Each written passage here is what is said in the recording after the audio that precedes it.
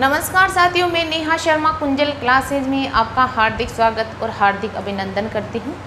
पहली क्लास में मैं आपको लोहा अयस्क, सीसा जस्ता और चांदी और ये आपका एक मैंगनीज, इनके बारे में मैं आपको विस्तार पूर्वक समझा चुकी हूँ। अब इस क्लास में भी मैं धात्विक खनिजों की ही चर्चा करूँगी, क्योंकि सबसे पहले धात्विक खनिजों की ही चर्चा कर लेती हूँ, फिर बाद में आपके अगले खनिज आ जाएंगे। तो देखो, आप जितना आपको मैं बता रही हूँ उस पर आप बिल्कुल खरे उतरना।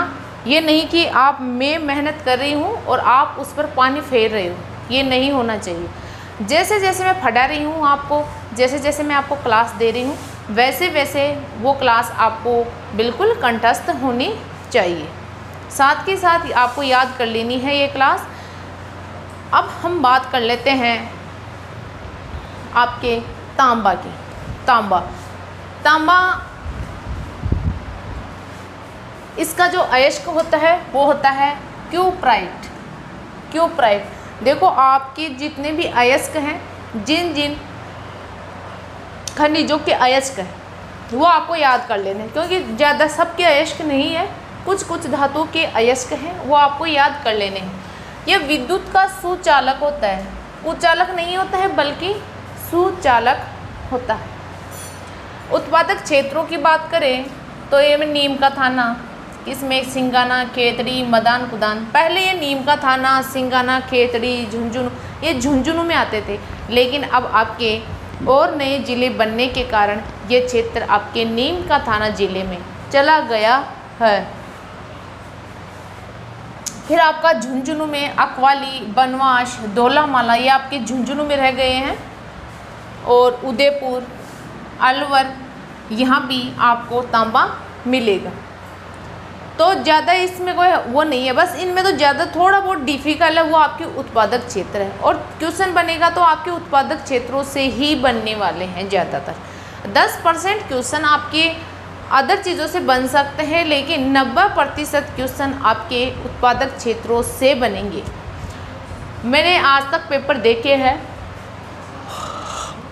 उनमें अधिकांश सुमेलित कीजिए या मतलब कि ऐसे सुमेलित करने वाले क्वेश्चन ज़्यादा पूछते हैं कि या फिर इन क्षेत्रों का नाम दे देते हैं। जैसे आपके दे दिया कि खो दरीबा क्षेत्र का संबंध है तांबे से, सोने से, चांदी से, अब्रक से, जिप्सम से, ऐसे देखकर ऐसे भी पूछ लेते हैं।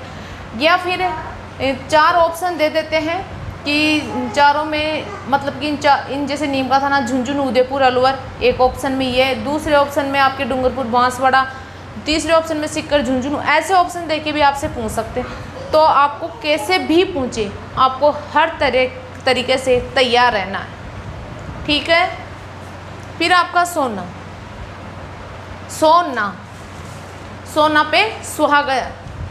पे सुहागा लगाना आपको मेहनत करके। क्लियर? ये आपके डूंगरपुर, बांसवाड़ा क्षेत्र में सर्वाधिक पाया जाता है।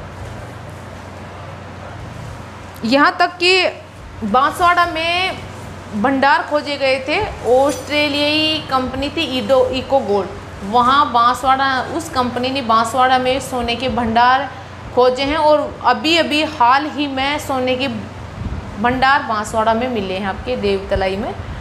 और आपके ये प्राप्ति स्थल है, इसमें जैसे बांसवाड़ा, इसमें जगपुरा, आनंदपुरा, भूकिया, उदयपुर में रायपुर, खेड़ा, शाहपुरा में आपके देवतलाई, आपके डूंगरपुर, सिरोही, दौसा, ये आपके इनके उत्पादक क्षेत्र है।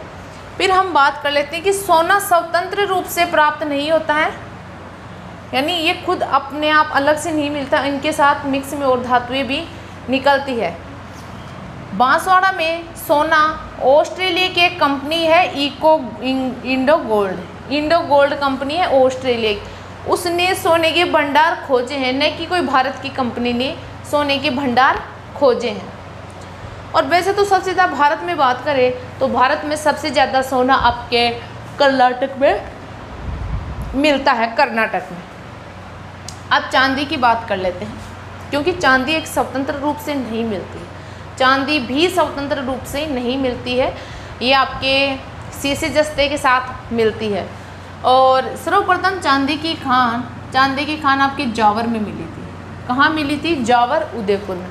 और वहाँ का शासक कौन था? वहाँ का शासक था आपके कौन था?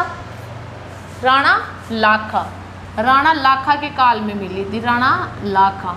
वहाँ का शासक था राणा लाखा। उस समय राणा लाखा के काल में जावर में चांदी की खान मिली थी। और ये चांदी हिंदुस्तान जिंक लिमिटेड के परिद्रावण संयंत्रों के सह उत्पाद के रूप में प्राप्त होती है। जो हिंदुस्तान जिंक लिमिटेड है वो शीशे जस्ते से संबंधित इकाई है, यह कंपनी है। तो जब चांदी उनके साथ मिलती है तो वो चांदी का भी काम ये करती है। अब उत्पादक क्षेत्रों की बात करें तो आपका सलूम्बर है, भीलवाड़ा है, राजसमंद है। अब सलूम्बर में भी, सलूम्बर जिला है, पहले सलूम्बर आपका उदयपुर में पड़ता था। अब सलूम्बर में जावर जो चांदी की खान है वो आपके सलूम्बर ज़िले में पड़ती है और पहले आपके उदयपुर ज़िले में पड़ती थी। अब भीलवाड़ा का रामपुरा आंगूचा है, राजपुरा दरीबा ये राजसमंद का है। यहाँ भी चांदी के भंडार मिले हैं। तो यहाँ तक आपको कोई दिक्कत नहीं होनी चाहिए, और दिक्कत भी हो तो मुझे कमेंट बॉक्स में आप ज़रूर मेरे से डिस्कस करना और आप अपनी तैयारी को मजबूत आधार देना, क्योंकि ये क्लास मैं आपके लिए बहुत मेहनत करके मैंने तैयार की है और केवल मलाई है, इसमें फालतू का कचरा नहीं है, फालतू की चीज़ें है ही नहीं। वही चीज़ें हैं जो पिछले वर्षों में पूछी गई पेपर है, इसमें वहाँ से लिए हैं मैंने क्वेश्चंस, और जो मोस्ट इम्पोर्टेंट फैक्ट है वो मैं यहाँ आपको दे रही हूँ।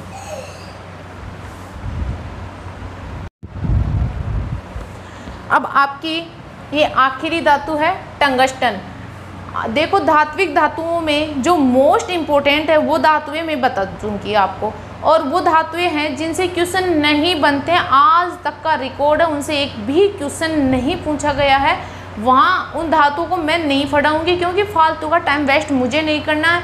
और अगर आपको देखना है तो आप बुक्स तो लाओगे, क्योंकि एक अच्छी सी बुक लाओगे। आप सेकंड ग्रेड, फर्स्ट ग्रेड तीनों वैकेंसी आ रही है, तो आप अच्छी सी बुक तो लाओगे।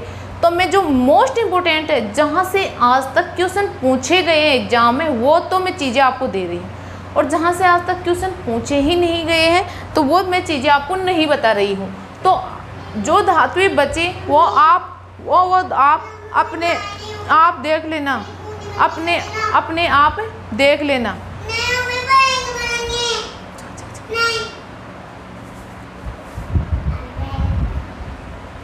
जैसे टंगस्टन, इसका उपयोग विद्युत साज सामान, रक्षा विभाग, बल्ब के तंतु निर्माण में किया जाता है और चांदी को कड़ा करने में इसका उपयोग किया जाता है। इसका अयस्क वोल्फ्रामाइट होता है, इसका अयस्क वोल्फ्रामाइट होता है। अब राजस्थान टंगस्टन विकास निगम लिमिटेड, इसकी स्थापना 1983 में हुई थी। राजस्थान टंगस्टन विकास निगम लिमिटेड की स्थापना कब हुई थी? 1983। ये क्वेश्चन देखो मोस्ट है, इसको लगा लेना। ये एक बार क्वेश्चन एग्जाम में बना हुआ क्वेश्चन है कि राजस्थान टंगस्टन विकास निगम लिमिटेड, इसकी स्थापना 1983 में हुई थी। ठीक है। फिर आपके उत्पादक क्षेत्रों की बात करें, उत्पादक क्षेत्रों में आपके जैसे नागौर है, नागौर, सिरोही, इसमें जैसे डेगाना बाखरी है, रेवन की पहाड़ियाँ हैं, और सिरोही में आपके आबू, वालदा, ये दोनों क्षेत्र आपके सिरोही में आ जाएंगे। अब मैं आपको बताऊंगी कि धात्विक धातुओं में आपके लोह धातु और अलोह धातु, उनमें आपको मैं लोह धातु की ट्रिक बता रही हूँ। लोह धातु की लो मैनी की टाट कोको है। लो पकड़ो, मैनी की टाट क्या है? कोको। टाट, गांव में टाट किसको बोलते हैं? सिर को, अपने जो माथा, हेड, सिर को टाट बोलते हैं। लो मैनी की टाट कोको है। क्या है? मैनी की टाट कोको है। लो पकड़ो, मैनी की टाट तो कोको है ना। अब इसमें न तो ये नहीं, अगर मैं आपको लोहे और अलोहे दोनों मिक्स में बताती तो आप लोहे का और अलोहे का आप डिवाइड नहीं कर सकते उनको, तो मैं आपको केवल लोह धातु की ट्रिक बता रही हूँ। लो मैनी की टाट कोको है। क्या है? मेनी की टाट कोको है ना। तो आपके लो से लोहा, लो से लोहा, में यानी मैंगनीज, में यानी मैंगनीज। फिर आपकी नी यानी निकल, नी यानी निकल। टा यानी आपके टाइटेनियम, टाइटेनियम। ट यानी आपका टंगस्टन, टंगस्टन, टंगस्टन। और को यानी क्रोमियम, क्रोमियम, क्रोमियम। और को यानी आपका कोबाल्ट। क्या है? कोबाल्ट। लो मेनी की टाट कोको है, पकड़ो। कोई डाउट? बिल्कुल भी डाउट नहीं है। ये संपूर्ण लोह धात्वीय है, लोह धात्वीय। मैं आपको जो ट्रिक बताऊंगी ना वो अलग अलग बताऊंगी, ये नहीं धात्विक धातु की एक बता दी या आपकी जो ऊर्जा धातु है उनकी एक बता दी, ऐसे नहीं, मैं अलग अलग करके बताऊंगी कि आप बिल्कुल भी कंफ्यूजन नहीं हो। कई बार ऐसे क्वेश्चन पूछ लिए जाते हैं कि टंगस्टन धातु है, लोह है, अलोह है, धात्विक, अधात्विक, ऐसे क्वेश्चन पूछ ले तो फिर आप क्या जवाब दे पाओगे। यह है, इसलिए मैं आपको अलग अलग ही बताऊंगी। अब यहाँ तक आपकी धात्विक धातुएं कंप्लीट हो चुकी है। फिर मैं आपको एक बार बता रही हूँ जो मोस्ट इम्पोर्टेंट धातुएं हैं मैं आपको धात्विक धातुओं में वो करवा चुकी हूँ। अब आपके अधात्विक धातुएं चलेगी और उनमें भी वही करवाऊंगी जो मोस्ट इम्पोर्टेंट है और जहाँ से आज से पहले क्वेश्चन बने हुए। और वैसे तो देखना है, पूरा सिलेबस आपको देखना है, लेकिन जो इनके अलावा जो शेष धातुएं बचे उनको क्या सरसरी नज़र मारनी है, ये नहीं कि उनको कंटस्ट करना है ज़्यादा। तो मिलते हैं अगली क्लास में। जय हिंद, जय भारत।